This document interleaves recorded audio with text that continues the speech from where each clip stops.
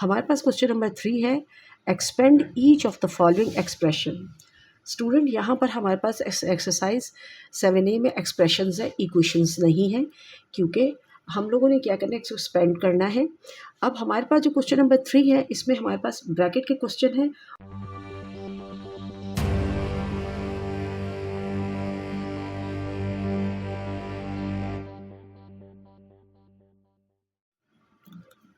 बिस्मिल्लाहिर्रहमानिर्रहीम। अस्सलाम वालेकुम स्टूडेंट, आज हम सीखेंगे, समझेंगे एक्सरसाइज 7A का क्वेश्चन नंबर 3, जो हमारा टॉपिक है क्वाड्रेटिक एक्सप्रेशन।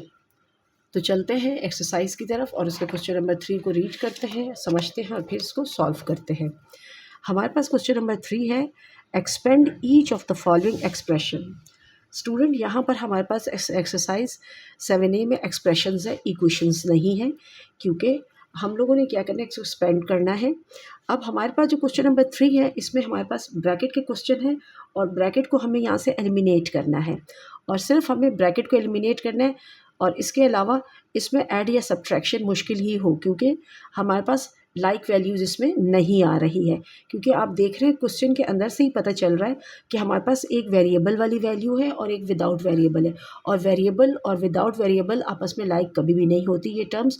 तो चलते हैं क्वेश्चन नंबर 3 का ए पार्ट लिखते हैं और इसको फिर सॉल्व करते हैं।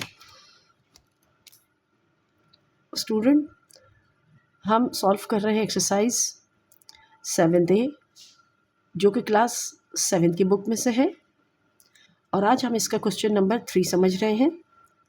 और क्वेश्चन नंबर 3 का पार्ट ए की वैल्यू हमारे पास है 4 मल्टीप्लाई बाय, यानी 4 मल्टीप्लाई हो रहा है ब्रैकेट के अंदर की वैल्यूज़ के साथ 3x + 4 ब्रैकेट क्लोज। अब हम क्या करेंगे स्टूडेंट, सबसे पहले हमें देखना है कि ब्रैकेट से बाहर जो वैल्यू है क्या वो नेगेटिव की है या पॉजिटिव है। हमारे पास वो पॉजिटिव की है, और मैं ये बात बार बार आपको बता चुकी हूँ कि अगर ब्रैकेट से बाहर प्लस का या पॉजिटिव का साइन होता है तो अंदर की वैल्यू को, अंदर के साइन को वो साइन को चेंज नहीं करता। तो हम चलते हैं, इसको सॉल्व करते हैं। तो प्लस इंटू प्लस प्लस हो जाएगा, और 4 3 12, और x इसका वेरिएबल एज इट इज़ उतर आएगा। Again plus into plus plus, और 4 4 16। इस तरीके से स्टूडेंट हमने जब मल्टीप्लाई किया तो हमारे पास जो ब्रैकेट है वो एलिमिनेट हो गई है, रिमूव हो गई है। हमारे पास पार्ट ए का आंसर आया है +12x और +16, क्योंकि ये दोनों अनलाइक वैल्यूज़ है तो ये आपस में ऐड नहीं हो सकती। अब चलते हैं इसके पार्ट बी की तरफ, और पार्ट बी की वैल्यू लिखते हैं क्वेश्चन नंबर 3 की। तो हमारे पास पार्ट बी की जो वैल्यू है स्टूडेंट, वो हमारे पास है -6x ब्रैकेट स्टार्ट -7x और -3, यानी हमारे पास बी पार्ट है -6 ब्रैकेट -7x -3। अब ब्रैकेट्स के बाहर हमारे पास जो ऑपरेशन है वो नेगेटिव या माइनस का है, तो वो अंदर के बाकी के साइन को चेंज कर देगा। माइनस इंटू माइनस, पहले 7 माइनस का था, अब वो किसका हो जाएगा, प्लस का। और 6 का टेबल 7 तक पढ़ेंगे 42, और इसके साथ x एज इट इज़ आ जाएगा। Then minus into minus plus, और 6 का टेबल 3 तक पढ़ेंगे, 6 3 18।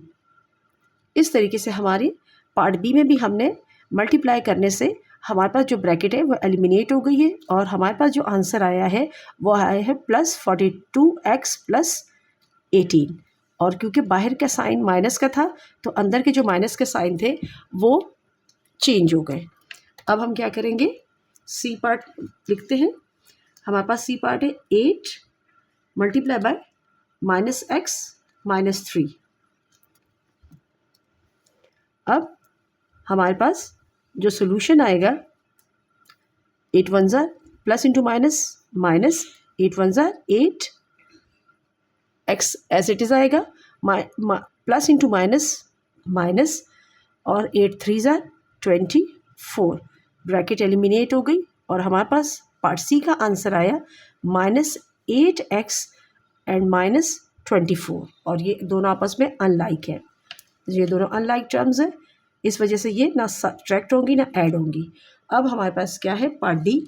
हम पार्ट डी की वैल्यू लिखते हैं -2 मल्टीप्लाई हो रहा है ब्रैकेट के अंदर की वैल्यू के साथ 5x - 1।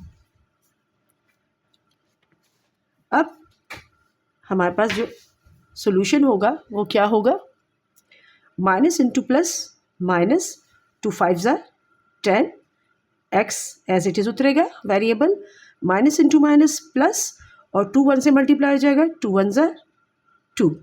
इस तरीके से हमारे पास पार्ट डी का आंसर है -10x + 2, और ब्रैकेट यहाँ से एलिमिनेट हो गई, यहाँ से ब्रैकेट रिमूव हो गई मल्टीप्लाई करने की वजह से। अब हम चलते हैं इसके पार्ट ई की तरफ। हमारे पास जो पार्ट ई है स्टूडेंट, उसकी वैल्यू हमारे पास है 5x bracket start 3x - 4 bracket close. अब हमारे पास ब्रैकेट से बाहर प्लस का ऑपरेशन है, यानी प्लस का साइन है, और हमारे पास जो वैल्यू है या हम कोफिशिएंट हमारे पास इसका 5 है, और इसके साथ भी वेरिएबल है x, और ब्रैकेट के अंदर भी 3x और -4 है। और याद रखिएगा, जब लाइक टर्म्स होती हैं तो उनके जब वेरिएबल सेम होते हैं तो उनकी पावर आपस में ऐड होती है। तो इसको हम अगर सॉल्व करेंगे तो इस तरीके से, यानी ये हमारे पास हो जाएगा प्लस इंटू प्लस प्लस ही रहेगा, और 5 3 हमारा हो जाएगा 15, और क्योंकि दोनों के पास x है तो x क्योंकि कॉमन उतरेगा, लेकिन मल्टीप्लाई का क्वेश्चन है तो इनकी जो हमारे पास पावर है, इसकी भी 1 है और इसकी भी 1 है, तो वो पावर आपस में क्या हो जाएगी, 8। अभी मैं फ़िलहाल आपको इस तरह लिख कर दिखा रही हूँ, 1 + 1, एक इस x की 1 पावर है और एक इसकी, इसलिए मैंने नीचे आपको इस तरह लिख कर दिखा दिया।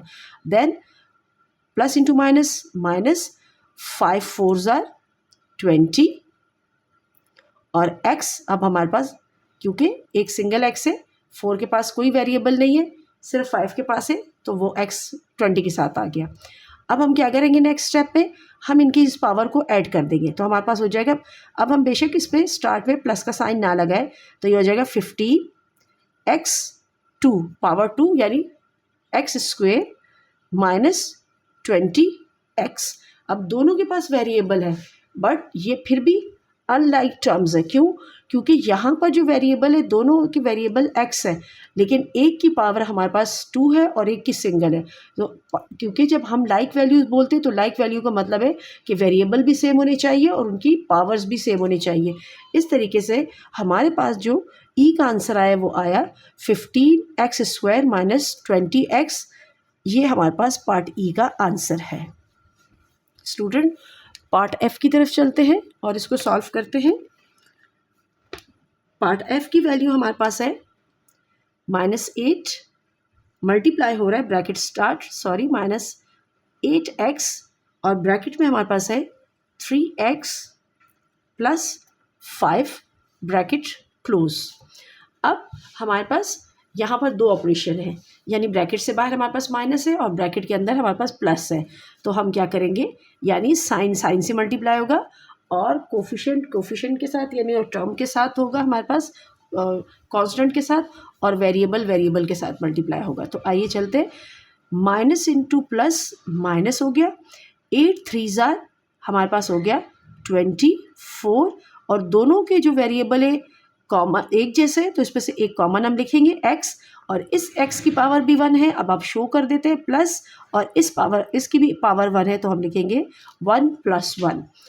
Then minus into plus minus हो जाएगा, और 8 का टेबल 5 तक पढ़ेंगे, 8 5 40, और क्योंकि हमारे पास 5 के पास कोई भी वेरिएबल नहीं है और 8 के पास है, तो 8 का वेरिएबल इसके साथ 40 के साथ एज इट इज़ उतर आएगा। नेक्स्ट स्टेप पे हम क्या करेंगे, -24, और x की जो पावर 1 + 1 है वो क्या बन जाएगी, 2। इस तरीके से ये हो जाएगा -24x² - 40x। इस तरीके से ये अनलाइक टर्म्स है और ये आपस में ऐड नहीं हो सकती, क्योंकि एक की पावर हमारे पास क्या है, क्योंकि ये नॉन लीनियर एक्सप्रेशन बन गई हमारे पास। एक की पावर, एक वेरिएबल हमारे पास जो है उसकी पावर 2 है और दूसरे की पावर हमारे पास सिंगल है, इस वजह से ये अनलाइक टर्म्स हो गई हैं, अनलाइक वैल्यूज़ हो गई, तो ये आपस में ऐड या सब्ट्रैक्ट नहीं हो सकती है। अब चलते हैं इसके पार्ट जी की तरफ। पार्ट जी की जो वैल्यू है वो भी हमारे सेम ई एफ पार्ट की तरह ही है, -5x bracket start 2 minus 3x। अब हम क्या करेंगे, से पार्ट f की तरह ही करेंगे इसको solve. Minus into plus, minus 5 2 ज़ा 10, और क्योंकि 2 के पास कोई वेरिएबल नहीं है और 5 के पास है तो वो एक ही वेरिएबल एज इट इज़ नीचे उतर आएगा। Then minus into minus plus बन जाएगा, मल्टीप्लाई करने से दो सेम साइन उनकी शक्ल चेंज होकर वो प्लस में हो जाती है। देन 5 3 ज़ा 15, और दोनों, आप दोनों के पास हमारे पास लाइक वेरिएबल्स है, एक जैसे वेरिएबल्स है, दोनों टर्म्स लाइक है, इस वजह से इनकी पावर ऐड हो जाएंगे तो हो जाएगा x लिखेंगे, और 1 इसकी x की पावर प्लस 1 इस x की पावर। तो इस तरीके से हमारे पास आंसर आ जाएगा पार्ट जी का -10x प्लस 15x²। इस तरीके से हमारे पास पार्ट जी का जो आंसर है ब्रैकेट एलिमिनेट होने के बाद हमारे पास जो आंसर आया वो है -10x प्लस 15x², और ये दोनों आपस में अनलाइक टर्म्स है और ये आपस में सब्ट्रैक्ट नहीं हो सकती। स्टूडेंट चलते हैं इसके लास्ट पार्ट की तरफ, और इसका लास्ट पार्ट हमारे पास है h, उसकी वैल्यू है -x, ब्रैकेट स्टार्ट, ब्रैकेट में भी है -x एंड -1 ब्रैकेट क्लोज। अब -x जो है वो मल्टीप्लाई होगा ब्रैकेट के अंदर के -x और -1 के साथ, तो माइनस इंटू माइनस बन जाएगा प्लस, देन x और x सेम है तो हम लिखेंगे x 1 + 1, क्योंकि दोनों क्या है, लाइक है। अब क्या होगा, जब भी हम मल्टीप्लिकेशन या डिवीजन करते हैं तो उसमें हमारे पास जो लाइक टर्म्स होती हैं उनके पावर्स आपस में ऐड होती है, ये याद रखिएगा। माइनस इंटू माइनस प्लस, और x जब मल्टीप्लाई होगा, क्योंकि x का जो कोफिशिएंट है वो 1 है, और 1 जब 1 के साथ मल्टीप्लाई होगा तो 1 ही आएगा, जो कि हम लिखते नहीं हैं, तो हम लिखेंगे सिर्फ प्लस x। नेक्स्ट स्टेप में हम क्या करेंगे, x की पावर को ऐड कर देंगे, यानी x² और दूसरा है प्लस x, और ये दोनों आप इनके वेरिएबल तो सेम है बट इनकी पावर अलग अलग है, एक की 2 है और एक की 1 है, इस वजह से ये आपस में ऐड नहीं हो सकते। और हमारे पास पार्ट h का जो आंसर है वो आया है x² plus x। Student I hope कि आपको ये क्वेश्चन इजी स्टेप के साथ बहुत अच्छी तरीके से समझ आ गए होंगे। वीडियो पसंद आए तो लाइक, शेयर और सब्सक्राइब करना मत भूलिएगा। दोस्तों के साथ ज़रूर शेयर कीजिएगा। अल्लाह हाफिज़।